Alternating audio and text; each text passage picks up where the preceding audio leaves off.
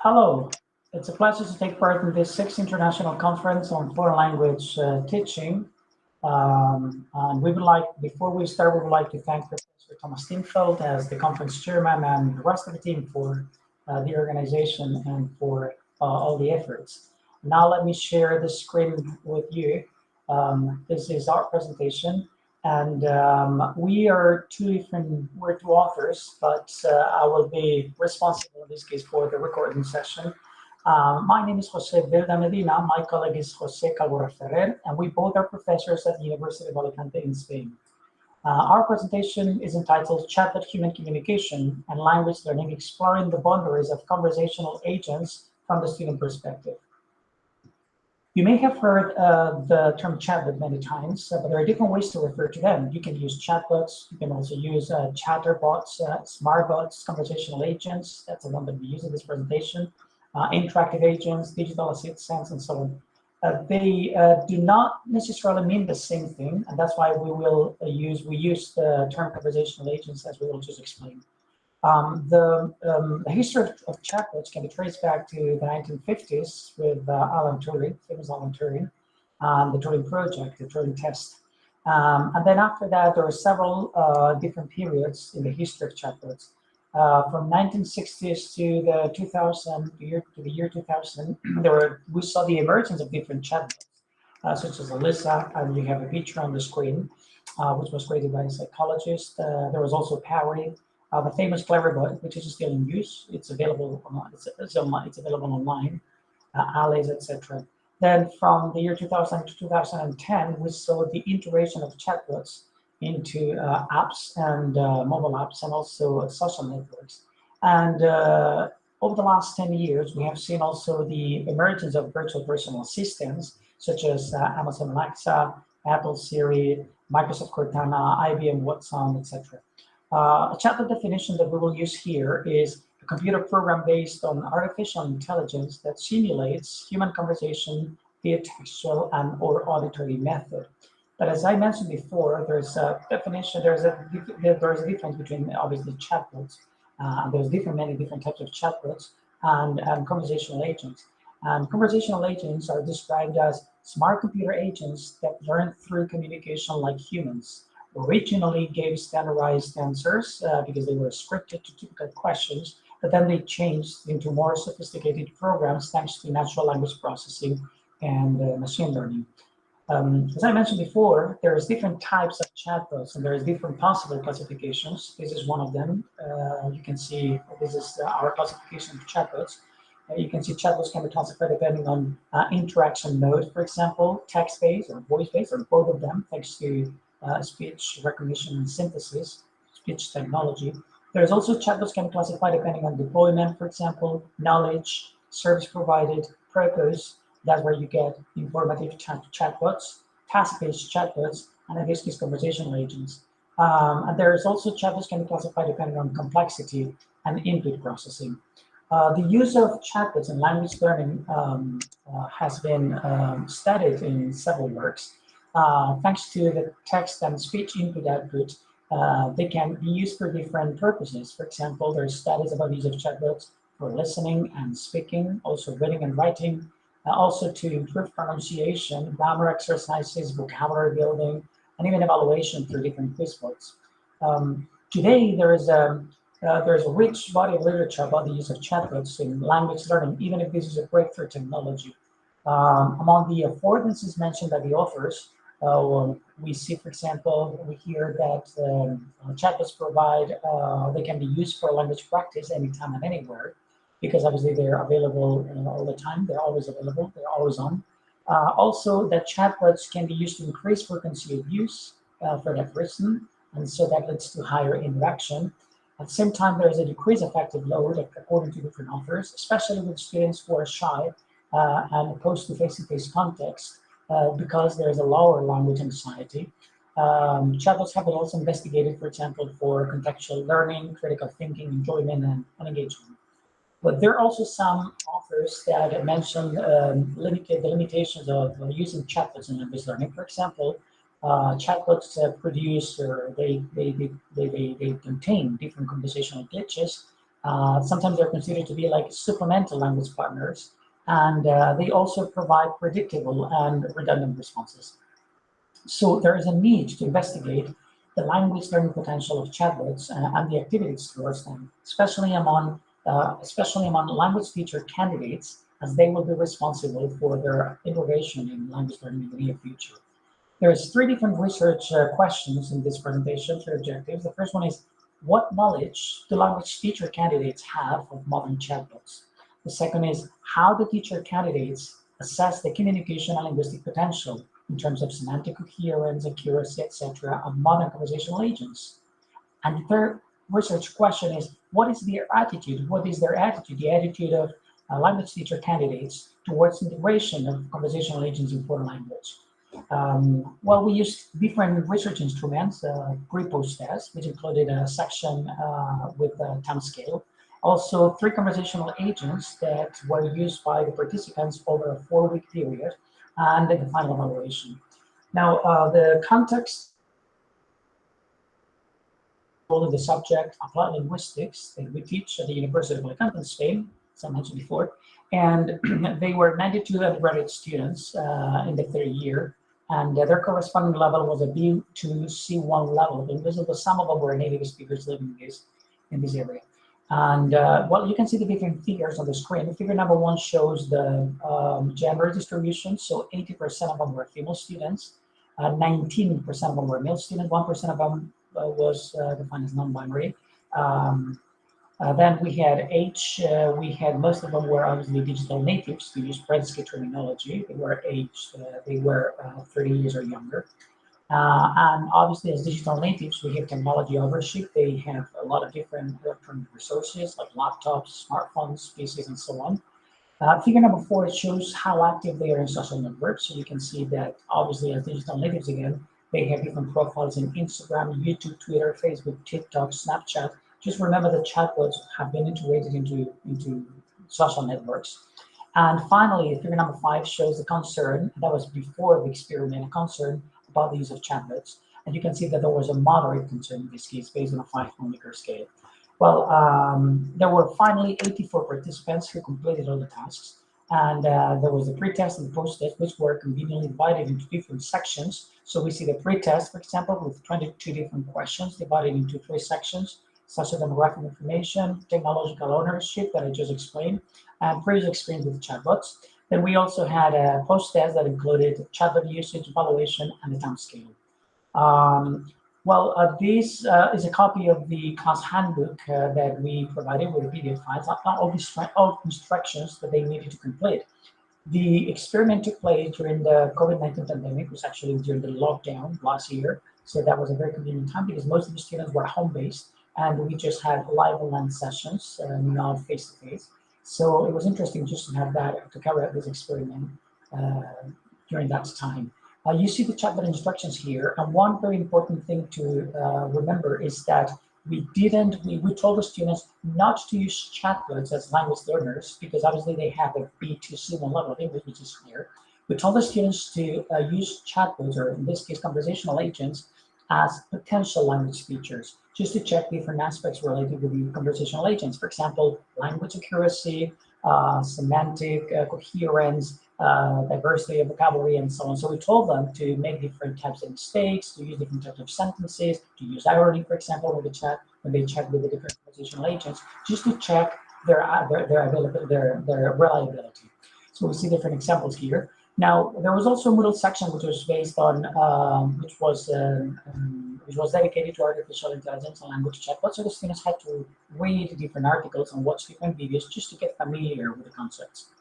Now, the experiment was divided into 4 different stages. The first one was introduction. You can see screenshots of the different live online sessions with the students. So they took place just for Google Meet. So we had the first stage was the introduction, was live online session. They completed the pre-test. Then we had implementation. The third one was the discussion with live online sessions. And finally, there was the evaluation, and that's when they completed the post-test. There's 3 different conversational agents that we selected for different reasons. Each one of them was created in different countries. So the first one was created in the UK, the second in the United States, and the last one in India. So you can see that the first one is called cookie, or I'll just explain very briefly some aspects of them, of each of them. So the first one, the first conversational agent was called cookie, originally Mitsuke. And this is a very famous conversational agent that was created in the year 2005. So this is the oldest conversational agent that we use out of the three. So this was created by Steve Borsick. And it's famous because it has received several times the Loebner Prize, which is one of the most famous in this field. Well, Cookie is also integrated into different social networks, as you can see, Twitch, Telegram, Kik, Discord, and so on. And there is an avatar, which is an 18-year-old female chatbot from Leeds in the UK, as you can see. There's pictures of the screenshots. And interesting feature about this is that there's a special feature, which is that you can even arrange a video call with a chat online. The second conversational agent was Replika. Replika was created in the year 2017 in the United States. And two very interesting aspects about this. The first one is that you can customize it, so that's why it's called Replika. So you can customize sometimes, customize somehow like the different features, for example, hairstyle, eyes, color of the skin, and so on. So this was something that the students appreciated because they thought that it was like somehow like choosing your best friend. So that was like kind of like online best friend. So you can customize some of these options for the avatar. And also the augmented reality is integrated into the conversational agent. So you can see a picture screenshot. So you can launch your smartphone, the conversational agent, the chatbot Replika, and you can chat using augmented reality. And the third conversational agent was called Wysa. This was created in India in the year 2016. It's a little bit different because this is it focuses on emotional intelligence. So this is kind of like a well-being coach, as you can see here with a penguin, and it's also used in by different companies, for example, around the world, like the National Health Service in the UK or different art companies. Now, if we see on the screen the pre-test results, we can see in terms of the chatbot usefulness, the students believe that chatbots are very useful. That was based on 5-point Likert scale, so you can see that the results were quite high, especially general information. They are used, obviously, they're familiar with chatbots. This figure number 2, we asked them, have you heard about these virtual assistants before? Siri, Apple Siri, Amazon Alexa, Google Assistant, and so on. And of course, I have heard about them. Although the frequency is very low, the frequency of use is very low, as you can see in figure number 3. So the frequency of use is just actually below 2 points. Now, going now to the analyzing the students' comments about each of the conversational agents, we can see the first one. There's affordances and limitations. So I'll just try to summarize some of them. So the affordances you can see about Cookie, the first one, that was British chatbot. You can see that the student said that it has rich vocabulary, a variety of topics, use of colloquial forms, contractions, good use of humor and irony, for example. The student asked, do you have siblings? And the chatbot said, no, but I have a few clones. Use of multimedia content, well-designed, very engaging. But there are some limitations about this chatbot. For example, students said there was some error correction, but communication was not interrupted. Problem with euphemism sometimes. Some of the responses can be very repetitive.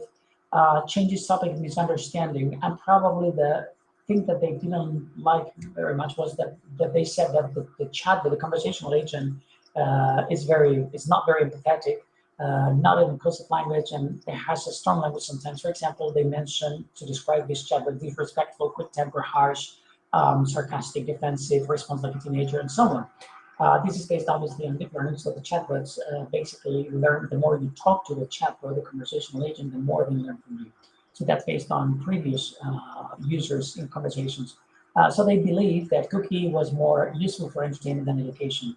Now, if you look at some conversations here, I'll just try to enlarge this one so we can have a closer look. So you see figure number 2, for example, one of the students, these are some of the screenshots that the students just then the transcript that they sent to us. So you can see the figure number 2 in this case, that was a student said, what music do you like?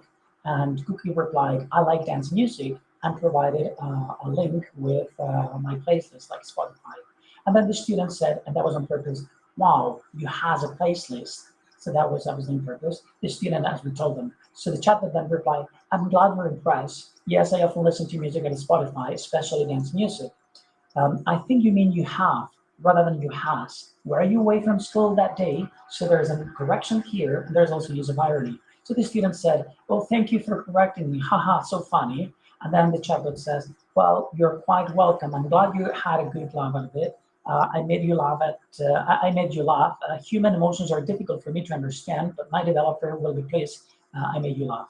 I made you laugh. So there's another example here, number 4, with a student, for example, that it was just basically repeating what the chatbot said. So you have, for example, the chatbot says, Cookie says, are you copying my answers for a reason? And then the student said, are you copying my answers for a reason? And then the chatbot replied, you can't be too intelligent if you have to repeat what a robot says. So those are kind of like the conversations that the students just had with the chatbots. The second about Replika, again, you can see some of the affordances and limitations. Some of the affordances, the students mentioned that there was a rich vocabulary, complex sentences, quite long, in fact, not scripted. Immediate response, they didn't have to wait too much for the chatbot response. Good conversation flow and interaction. Verbal cues, for example, using verbal cues like ask questions, show interest, and so on. And they said that it looked human-like conversation, like feels like talking to a real person. They mentioned also using inclusive language, memory, and so on. And there are like some of the limitations, some spelling mistakes. So no error correction, but mostly understands all sentences. And there was, in this case, a huge concern about privacy. So you can see, for example, some of the adjectives they used to describe Replika was weird, scary, creepy. They said, as you keep talking, it gets so real that it might be scary. It gives you the impression that this chatbot is observing you. I gave no permission of camera when she asked me. She told me to send selfie. She told me to send me a selfie. I like seeing you.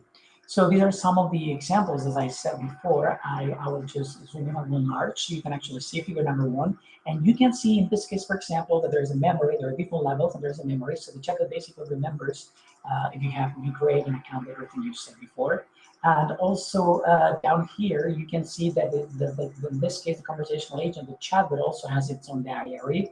So you can see in this case here, for example, that it's actually Anna is away, but I'm trying to keep myself busy, rereading our old conversations and so on. So that was something that the students were impressed at, just that they had even their own kind of like diary. So they kind of like really missed them when they were not in contact. So the third one about Wysa, you can see there was no grammatical errors, appropriate response interval, can provide long sentences and so on. Friendly interaction, that was at the time, remember, when they did lockdown, and so it was actually, they thought that it was good just for them because it was just focused on well-being. But there's some limitations, of course, more limited topics because it focuses on mental health. Sometimes it looks like very scripted, and especially like the voice did not really sound, even if it's like beta, it didn't really sound human. And so we have some examples here, as I said before, that was during the lockdown period. So you see number 2, for example, tell me more about this, Wysa. And the student says, in a week, we start the exam, and I'm very worried about them. So Wysa says, and are you also feeling a little anxious about things? And that's, yes, I just want this course to end. All right, try breathing with a shade for a minute so you feel better. And so that was just providing different examples here. Okay, so now about the results, we can see the post-test results, and that was 15 different items that they needed to evaluate. Semantic coherence behavior, sentence length, speech technology quality, voice recognition, lexical richness, grammatical accuracy, error detection, conversation interaction, sentence interval, use of nonverbal language, multimedia content quality, design and appearance, user-friendly interface, engagement, enjoyment, and further interest. The Compass Alpha was 94, so it was actually quite high. And you can see, just compare the 3 different conversational agents, that the highest scores were for Replika. So it was actually quite high. You can see that the mean was 3.98. There was like some items like conversation interaction, as they said before, that it looked really human. So 4.31, user-friendly interface, and so on. The second was Wysa with 3.47, and the third one, the last one, was Cookie with 3.32. But still, all of them had very high scores based on 5-point per scale.